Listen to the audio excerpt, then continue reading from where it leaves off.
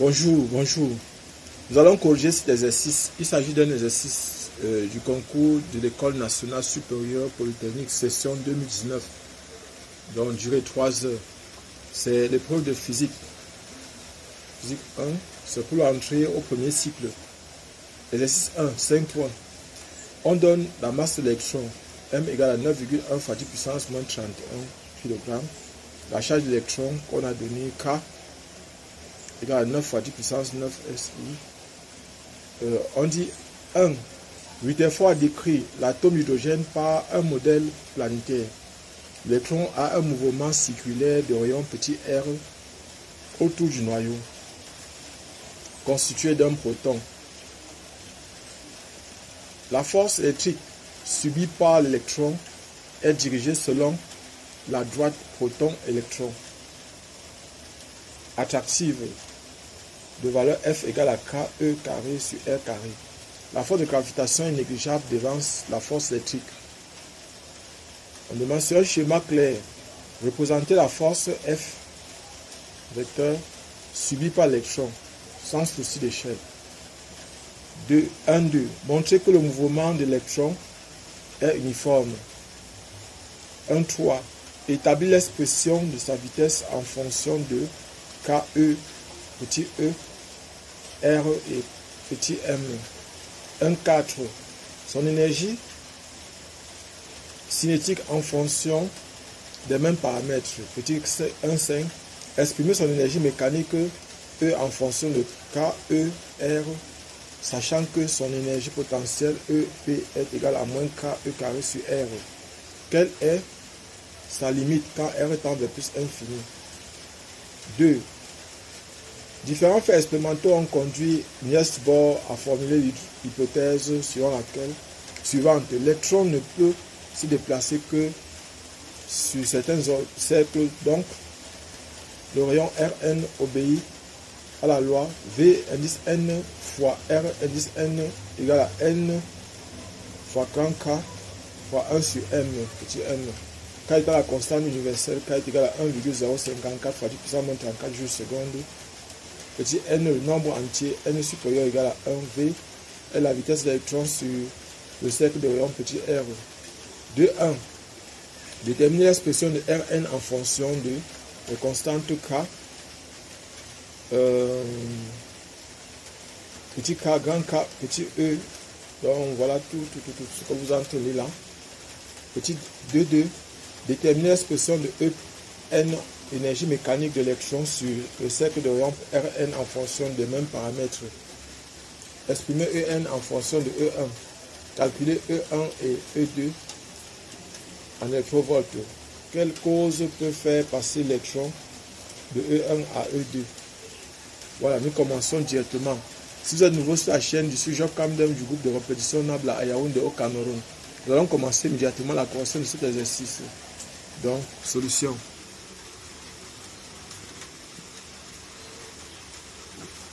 Donc, on nous dit ici que, voilà, par exemple, sur un schéma clair, représenter la force subie par l'électron. Donc, petit 1, 1, on va représenter cette force, là, voilà le schéma que nous allons faire ici. Et ça, ce proton plus E. Et ici, là, voilà, par exemple, l'électron ici. Là, c'est E. Donc, voilà la force petit F que subit l'électron. L'électron est attiré. L'électron est attiré par le proton qui se trouve à l'intérieur du noyau. Donc voilà, c'est tout. Maintenant, la distance ici c'est petit r. Donc ça c'est le point M. Ça c'est le point O. Donc OM ici est égal à petit r. On a fini avec la première question. Deuxième question. 1, 2. Montrer que le mouvement de l'électron est uniforme. 1, 2. Montrons que le mouvement de l'électron est uniforme.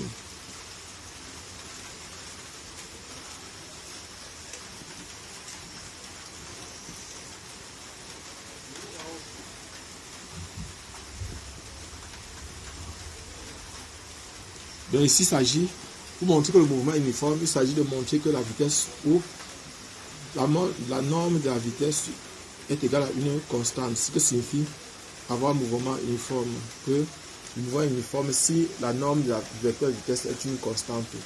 Donc ce que nous allons démontrer ici, je vais refaire le schéma.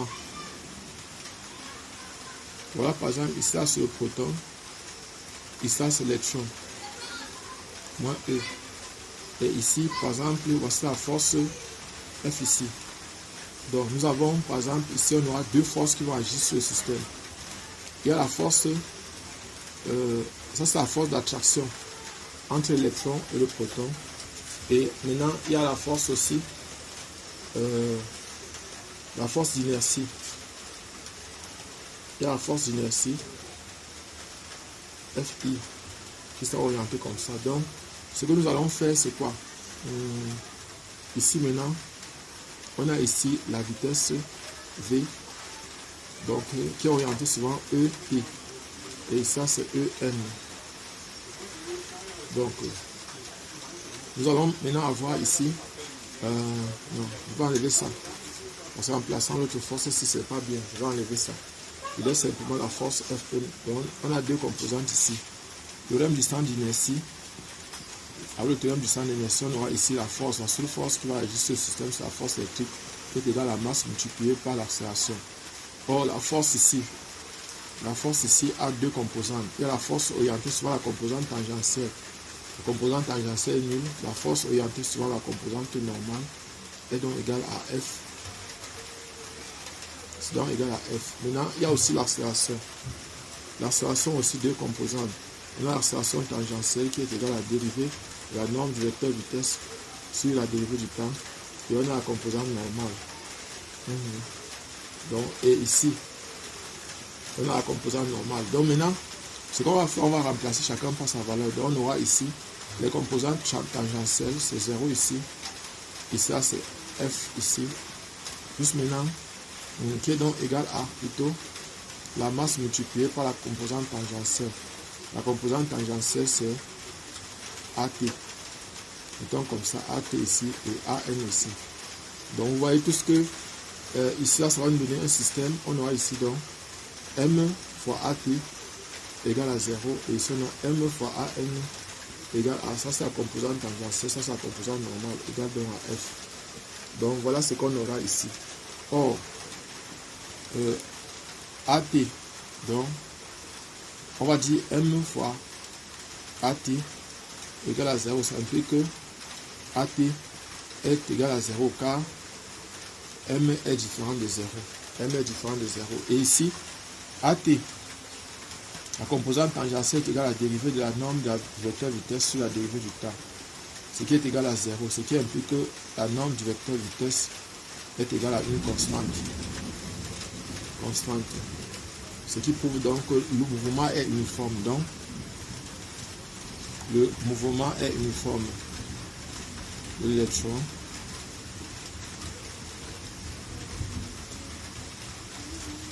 Est uniforme. Le mouvement de l'électron est uniforme. Nous allons répondre maintenant à la troisième question, 1.3. On demande d'établir l'expression de la vitesse en fonction de... Donc nous allons établir l'expression 1.3. Établissons l'expression de la vitesse V en fonction de petit k, E, M et R, petit r. Donc, dans la troisième projection, tout à l'heure, on avait M fois A, N égale à F. Donc, ça qu'on va utiliser ici. On sait donc que M fois AN égale à F, ce qui équivaut à dire que ça va faire M fois V carré, ce petit r égale à petit k fois E carré sur R au carré. Voilà ce qu'on a. Et on va donc tirer, on va simplifier par M. On aura donc MV. On aura donc ici MV carré est donc égal à K petit E au carré sur petit R. Donc on va donc avoir V égale donc à racine carrée de K au carré sur petit MR. Donc voilà l'expression de V en fonction de K, E, M et R. Nous allons reprendre la quatrième question maintenant. Exprimer son énergie cinétique en fonction des mêmes paramètres. 1,4. Expression de l'énergie cinétique de l'électron.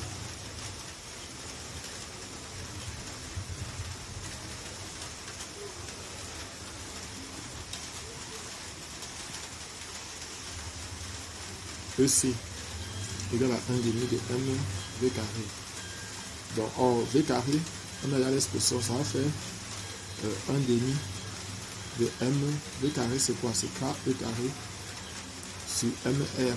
Les M vont se simplifier, ça va donner simplement EC égale donc à K E au carré sur 2 R. Donc, voilà l'énergie cinétique électron. Voilà l'énergie cinétique en fonction de l'électron. Donc maintenant nous allons répondre à la cinquième question. Cinétique en fonction de nos paramètres. 5. Exprimer son énergie mécanique en fonction de, sachant que l'énergie potentielle est égale à ceci. Donc 1,5. Expression de l'énergie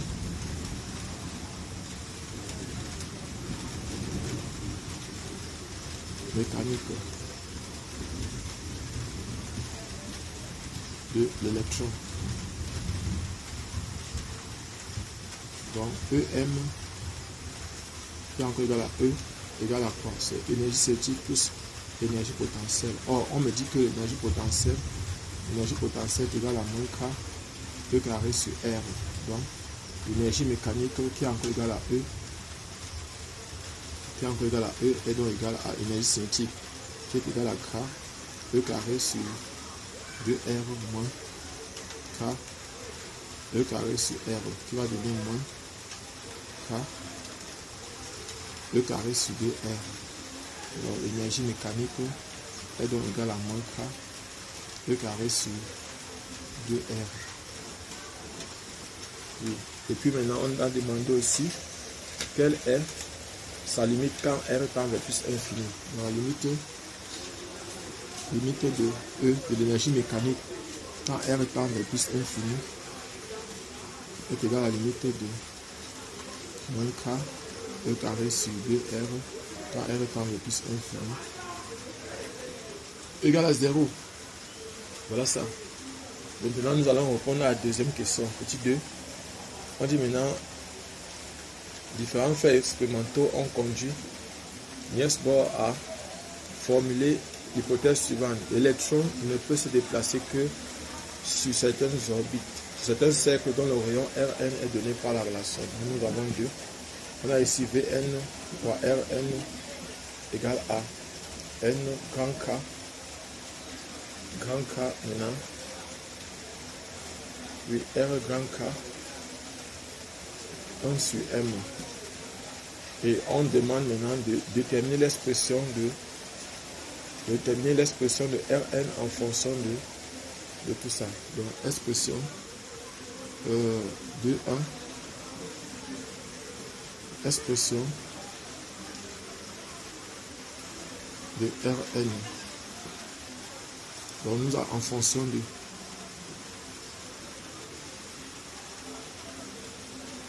grand K, de petit K, de E, de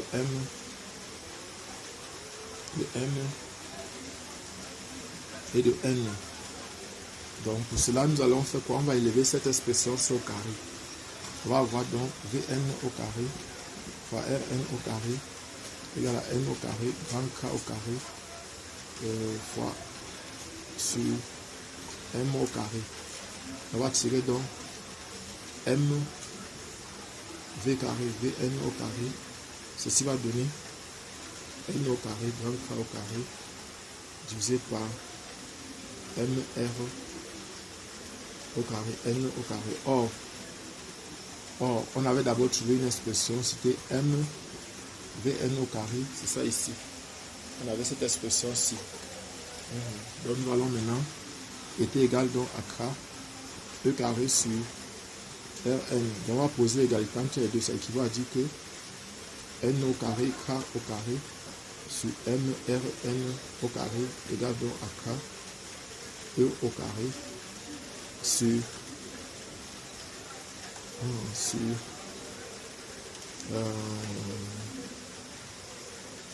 Rn, c'est tout. On va simplifier les Rn, on va donc tirer Rn ici. On va simplifier et tirer Rn. Donc Rn, à partir de cette expression-ci, Rn sera donc égal à quoi? Donc on va envoyer ceci ici. Donc ça va d'abord donner 8. Ça va donner N au carré fois K au carré fois M divisé par... Non, c'est pas ça. C'est pas ça. Je vais d'abord, on va d'abord simplifier. Ça va faire N au carré fois K au carré sur M, Rn égale à K, E au carré. On va donc tirer Rn. Rn sera donc égal à N au carré, K au carré, divisé par K fois E au carré fois M. Donc voilà Rn en fonction de N au carré. C'est ce qu'on a ici. Et maintenant 2,1. À la question 2,1, on nous demande de déterminer l'expression de En, l'énergie mécanique, en fonction de Rn. On demande de déterminer l'expression En, l'énergie mécanique de l'électron sur cercle de rayon R en fonction des mêmes paramètres. Oui, donc, or, ce que nous on sait déjà, c'est quoi? Ce qu'on sait, ce qu'on a trouvé tout à l'heure, énergie mécanique, là c'est 2,2. Donc l'énergie mécanique est égale à moins K, E carré sur 2 Rn. Or Rn, voici l'expression de Rn qu'on avait déjà ici. Voilà l'expression de Rn. On va simplement remplir ça ici.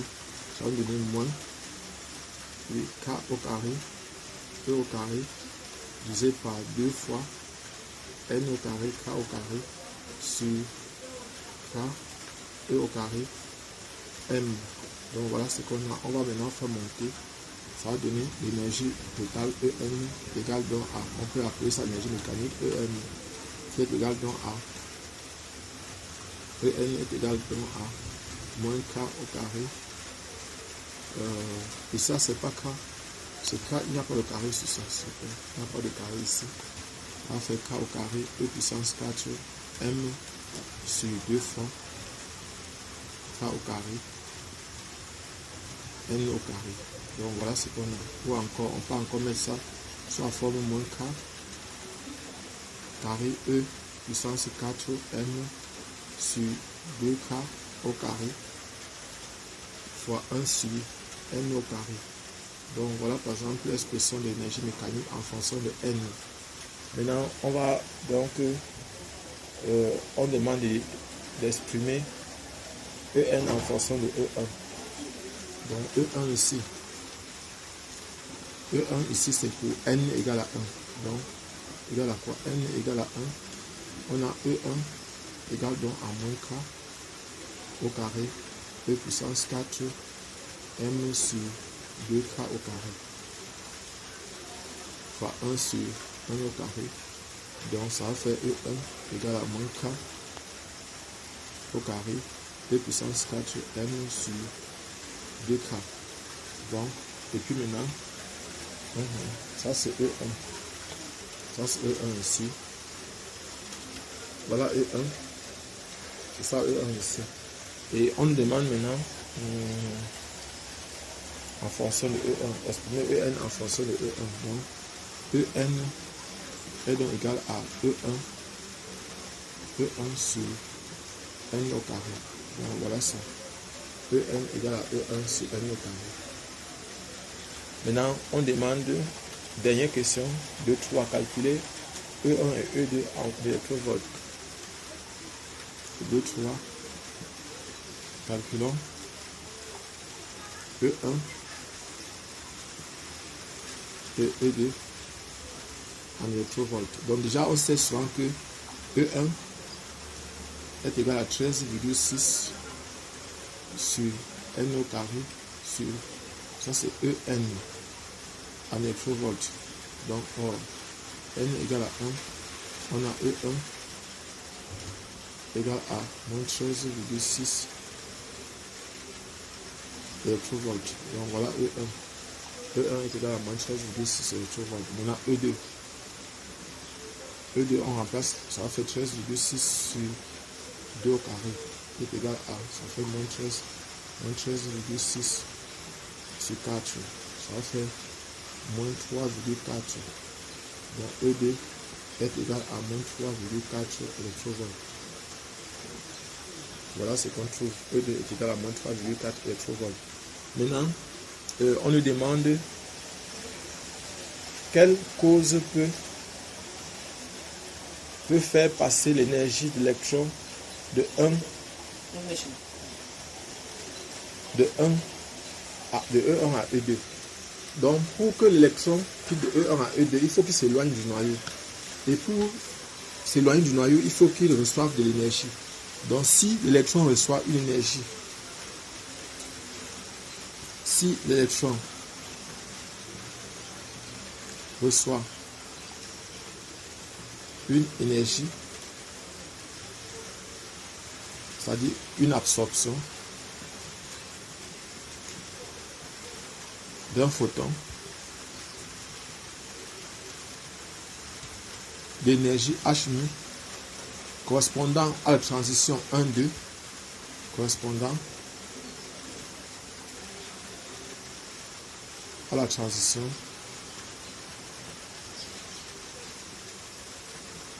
1,2, alors il va s'éloigner du noyau, il va quitter de 1 à 2. Donc, merci. Si vous aimez la vidéo, partagez-la et sachez qu'on a lancé le concours de l'École nationale supérieure polytechnique 2022 a déjà été lancé pour l'année scolaire 2022-2023 au Cameroun. Nous sommes aujourd'hui, je crois que c'est le 17, nous sommes aujourd'hui, je crois que c'est mardi, le 18 ou le 17, je crois quelque chose comme ça, mai 2022. Et à l'heure-ci, le concours de l'École nationale supérieure polytechnique a déjà été lancé. Donc pour Yaoundé particulièrement.